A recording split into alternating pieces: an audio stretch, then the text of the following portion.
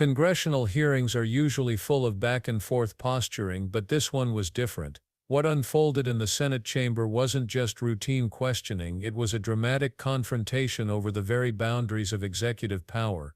At the center of it all, $600 million, an immigration crisis, and the accusation that the Department of Homeland Security is quietly shredding Congress's authority.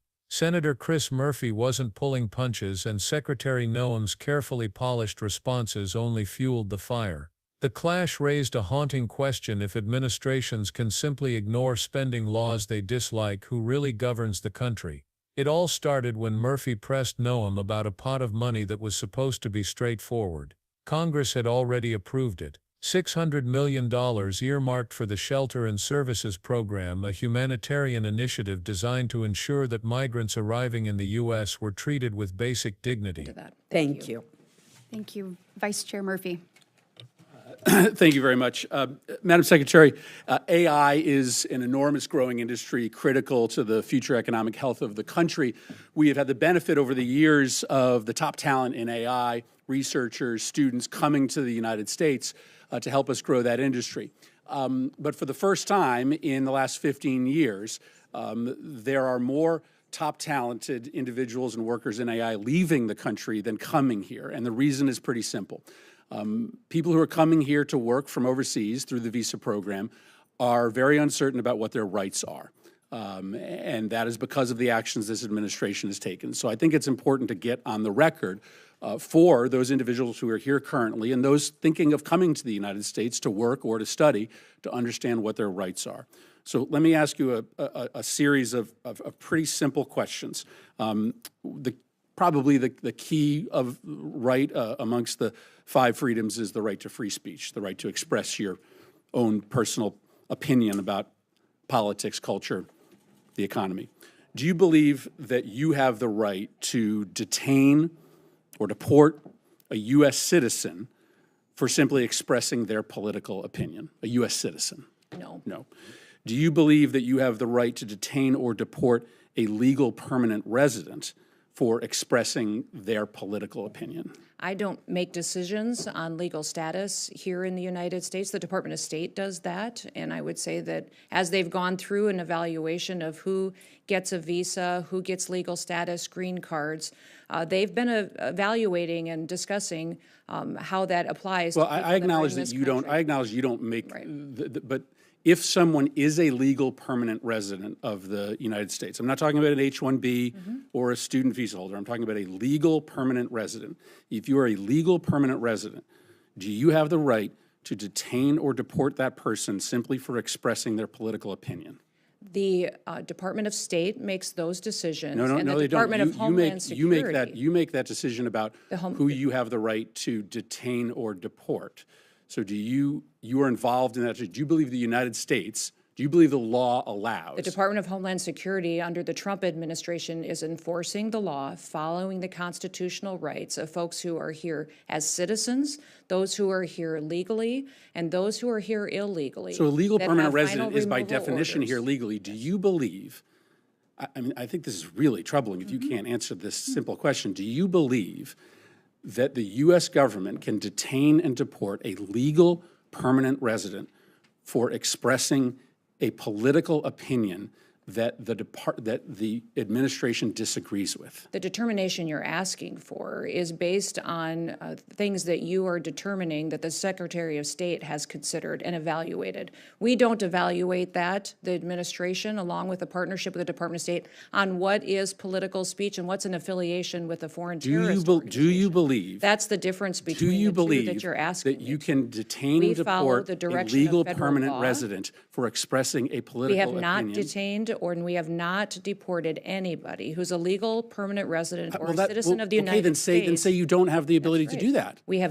clarify that for is the true. millions of. That is exactly what I'm doing, is that we have followed exactly what the law is and that we have not detained or deported anybody who's a citizen or has legal status in this country. We are focused on the worst of the worst dangerous You criminals. do not believe you have to the get them out ability. of You the do not believe you country. have the ability to do that. We have not done that at all, and the Trump administration has no plans Well, just to because do you that. haven't We done do it doesn't not mean do that it. you won't do it in the We future. are following Do you the believe you have the federal law ability to do ensure that or that not? we are doing I think you the were gonna- I exact think- I appropriate think- thing in partnership with the Department of State and in partnership with the Trump administration. Have you read I assume you have read the Supreme Court decision in the case of Kilmar Abrego Garcia? Yes. That court decision requires the administration to facilitate Kilmar Abrego Garcia's release from El Salvador. Can you describe the steps that you have taken to facilitate this release? And specifically, can you answer as to whether you have reached out to your counterpart in El Salvador to facilitate Mr. Abrego Garcia's release? Abrego Garcia is a citizen of El Salvador and should never have been in this country and will not be coming back to this country. There is no scenario where Abrego Garcia will be in the United States again. If he were to come back, we would immediately deport him again because he is a terrorist, he's a human smuggler, and he is a wife beater. You've read the Supreme Court decision. Does the Supreme Court decision not require? Yet the funds were still untouched. Murphy demanded clarity. Would DHS actually spend the money as Congress required, or was the administration planning to sit on it? Noem's response was evasive. She insisted her agency was following the law but quickly pivoted, pointing fingers at how the program had been misused under the Trump administration, claiming it had been a magnet for illegal activity. Her words sounded more like a deflection than an answer. Murphy saw through it immediately, warning that if the administration refused to spend money that Congress had already authorized, bipartisan budgeting itself could collapse. That was the first spark, but the fire was just getting started. Murphy's next charge went far beyond delay tactics. He accused DHS of financial recklessness on a scale rarely seen in government. According to his numbers, the agency was on track to spend more than it had legally been given, triggering what's known as the Anti-Deficiency Act. That's not just a bureaucratic slip-up, it's illegal. In fact, it's one of the few bright red lines in federal law that almost no agency dares to cross. Murphy warned the department could literally run out of money by July, months before the fiscal year ends. To him, this wasn't negligence. It was a willful choice, a gamble with taxpayer money that ignored the most basic guardrails Congress had established. His words landed like a hammer. You are going to spend more money than you've been allocated by Congress. This is wildly illegal. Noem barely flinched, but the unease in the room was impossible to ignore. And then Murphy zeroed in on what he called illegal impoundments. That's Washington's dry term for something much more dramatic: refusing to spend money that Congress has ordered to be spent. He listed example after example, not just the Shelter and Services Program but also grants designed to help lawful residents integrate and eventually take their citizenship tests. These were bipartisan programs funded for decades, yet now they were being quietly choked off. To Murphy, this wasn't a coincidence, it was a calculated strategy: starve the programs this administration didn't support while fully executing those it favored. He painted it as a selective enforcement of Congress's will, a dangerous precedent that could unravel the balance of powers. And as he spoke, it became clear that this wasn't just a battle over numbers. It was about who gets to decide how America treats its immigrants. Murphy then turned to asylum, and here his words cut deepest. He accused DHS of deliberately and systematically violating asylum law by turning people away at the southern border. Federal law is explicit: anyone who arrives at a U.S. border and requests asylum must be processed. Yet Murphy charged that the administration was simply refusing, blocking people from even applying. To emphasize the stakes, he invoked one of the darkest chapters in American history: the refusal to shelter Jews fleeing Nazi persecution. It was that moral failure, he reminded the chamber, that inspired the asylum framework in U.S. law. To ignore it now, he warned, was to betray not only legal obligations but the very lessons America swore never to forget. You don't get to choose that, he told Noem. The law requires you to process people. The air grew heavy. This wasn't just policy anymore. It was morality on trial. But the hearing grew even more unsettling when Murphy drew a chilling comparison to authoritarian regimes. He described how in autocratic countries people who oppose the government or who simply belong to groups the regime dislikes are picked up, detained, sometimes never seen again. And then he charged that DHS was engaging in eerily similar practices, students protesting Trump-era policies being detained, migrants with legal protections suddenly deported without due process. These weren't abstract hypotheticals, Murphy claimed.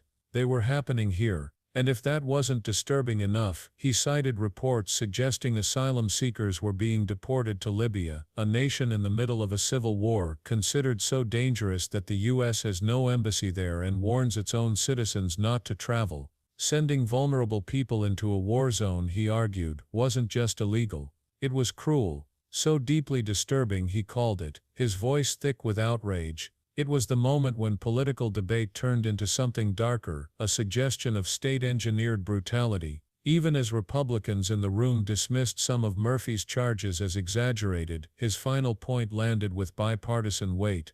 He argued that this wasn't just about immigration or budget lines, it was about whether Congress itself mattered anymore. Appropriations are supposed to be one of the most fundamental powers of the legislative branch. If an administration can simply decide not to spend money on programs it dislikes, then Congress becomes irrelevant. Why even write a budget if the executive can ignore it? Murphy warned that this would be precedent-breaking, shattering the very process of bipartisan governance. Once that norm is broken, he cautioned, it would never be restored. Every future administration could cherry-pick which accounts to drain and which to starve, reducing Congress to little more than a suggestion box. Destroying the power of Congress, eroding constitutional rights, these should matter to both parties, he declared. His warning wasn't about one administration but about the future of democratic governance itself. So what do we make of this showdown? Was Secretary Noem simply exercising discretion in a difficult budget year, or was she deliberately undermining Congress to push through an agenda Congress never approved? Murphy painted a picture of an agency not just out of control but actively working to erase the role of the legislature. Whether you agree with him or not, the implications are enormous. If administrations can ignore the laws Congress writes, then the balance of power that has defined American government for centuries begins to unravel. And once that precedent is set, it may never be undone. That leaves us with a haunting question: who truly holds the power to govern, the representatives we elect, or the agencies that can choose which laws to follow? Let me know what you think in the comments. Is DHS protecting national security, or is it crossing a line that could fundamentally change how our government works?